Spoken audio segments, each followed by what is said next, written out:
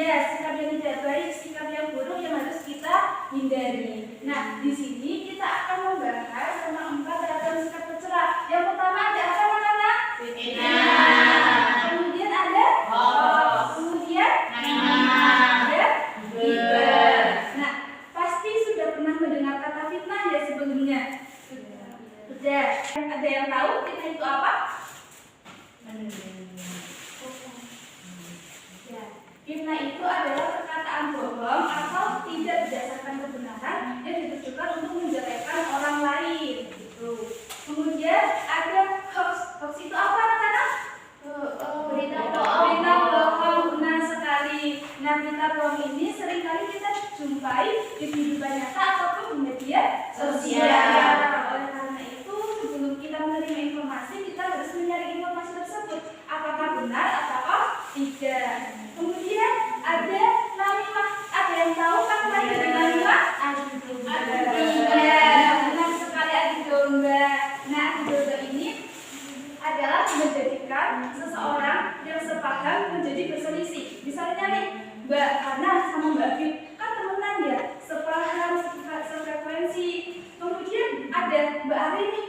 Mbak Arini tuh nggak suka lihat Mbak Hana sama Mbak Fit barengan. Kemudian Mbak Arini ini bilang sama Mbak Fit, Fit kamu dijelek-jelekin sama Hana. Dengan sebaliknya Mbak Arini juga bilang sama Mbak Hana, Hana kamu dijelek-jelekin tahu sama adikku. Jadi Mbak Arini itu mengadu domba antara Mbak Abi dan Mbak Hana. Jadi hubungannya awalnya baik menjadi tidak baik, menjadi renggang. Nah, kemudian yang keempat ada apa, anak-anak?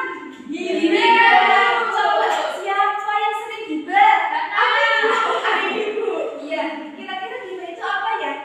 Gibah orang ngomongin keberadaan orang yang dijadikan sebagai objek pembicaraan, Bu. Iya, jadi gibah itu adalah membicarakan orang lain dan orang lain itu tidak ada di sini. Misal kita membicarakan orang lain, nah, tetapi objek pembicaraan itu lebih ke aib atau kekurangan seseorang. Mengenai hikmah, hoax, namimah dan ghibah, ada yang ditanyakan? Tidak ada ya? Nah, selanjutnya ibu akan membagi menjadi 4 kelompok. Ya, Mbak Apit sama Mbak Ani kelompok 1, Mbak Hana sama Mas Nabil kelompok 2 ya. Mbak Zeda sama Mbak siapa? Nabila kelompok 3, Mbak Julia sama Mbak Mel kelompok 4. Jadi ibu akan memberikan studi kasus. Studi kasusnya sudah ibu kirim di grup WA. Nah, nanti dari studi kasus tersebut kalian kita lihat apakah ini termasuk fitnah atau hoax atau namimah atau ghibah. Terus nanti kalian cari pengertian fitnah itu apa, kemudian dampak negatif dari fitnah itu apa, dan bagaimana cara menghindari fitnah. Begitupun dengan hoax, namimah dan ghibah. Cari pengertiannya, cari dampak negatifnya, dan dicari cara menghindarinya. Bisa dipahami? Bisa, Bu. Nah, di sini ibu akan memberikan kartu, jadi nanti kalian bisa menuliskan jawabannya di sini, dan nanti tiap kelompok bisa maju untuk menempatkan kartunya, dan juga nanti dipresentasikan. Itu ya. Iya, Bu. Untuk kelompok 1 silakan. Nah, untuk Mbak Adit, kelompok 2 Mbak Hana. Nah, kemudian untuk kelompok 3. Untuk kelompok 4, kira-kira ibu kasih waktu berapa menit ya? 1 menit bisa? Bisa ya? Oke, ibu kasih waktu 5 menit saja. Silakan didiskusikan. Nah, kasusnya bisa dilihat di grup WA ya.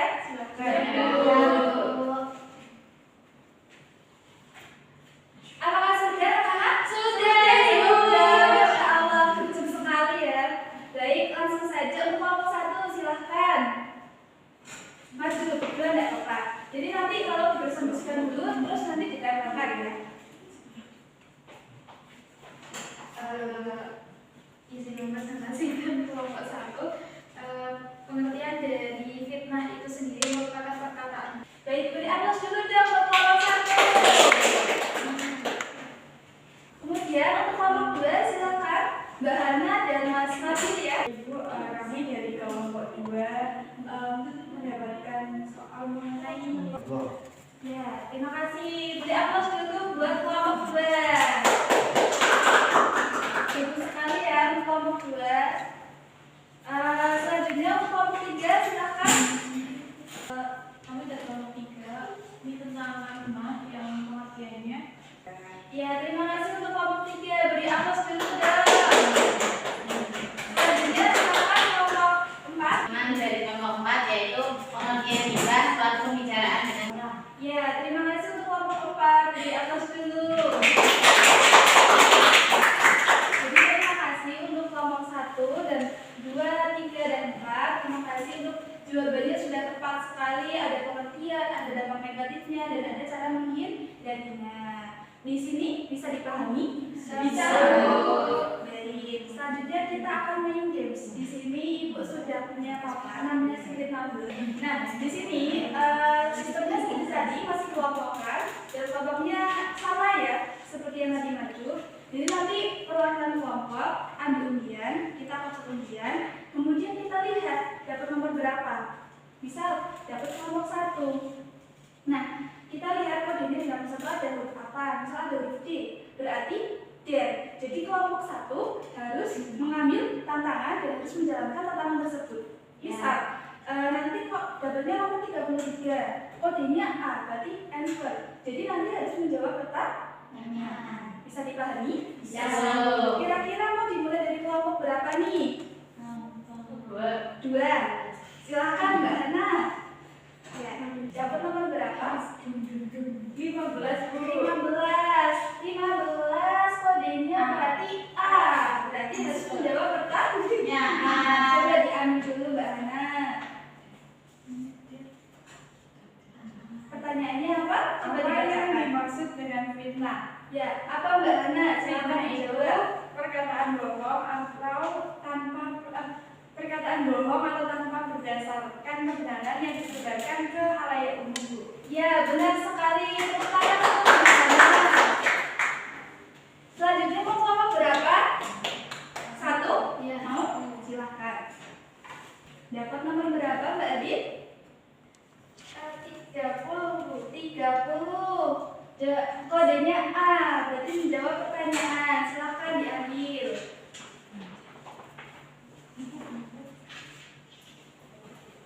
Pertanyaannya, bagaimana cara menghindari hoax? Ya, Nah, caranya itu ada meningkatkan ketaatan kepada Allah, kemudian selalu berusaha menyaring informasi yang muncul, dan membagi waktu serta hartanya pada hal yang positif. baik, terima kasih untuk kelompok 2. Selanjutnya kelompok 4. Silakan untuk kelompok 4. Dapat nomor berapa Mbak Ares? 14. Lagi. Ayo maju silakan. Lu kok gak ada tantangan ya? Ya, silakan. sebutkan satu bahaya fitnah Ya, merusak hubungan dengan orang lain. iya benar sekali. Terima kasih Mbak Rahel untuk kelompok 4. Dan selanjutnya ikut kelompok 3. Kelompok 3 harus dapat tantangan nih. 22. Masih. Ayo kelompok 3 silakan maju diambil tantangannya. Kira-kira apa ya tantangan untuk kelompok 3? Menyanyikan lagu balonku. Ya. Sama nyanyinya. Ya, kalau sampai ini ya. Silakan kelompok 2 maju dulu. Guys, ya ada nanti teman-teman bisa mengikuti. Ya, ya. 1, 2, 3. Balonku ada 5, rupa-rupa warnanya, hijau, kuning, gelap,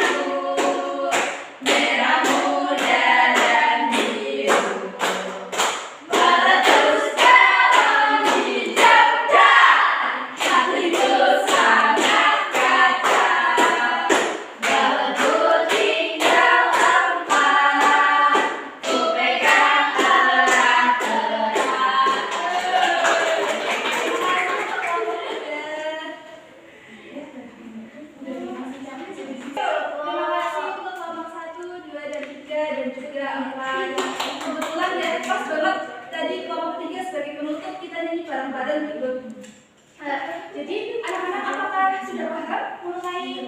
Tina, kalau sama juga? Sepakat. Sudah paham ya? Alhamdulillah kalau sudah paham. Nah, Ibu berharap kita semua bisa menjaga diri kita untuk menghindari keempat perilaku ini. Karena keempat perilaku ini akan mendatangkan dampak negatif baik untuk diri kita sendiri maupun orang lain.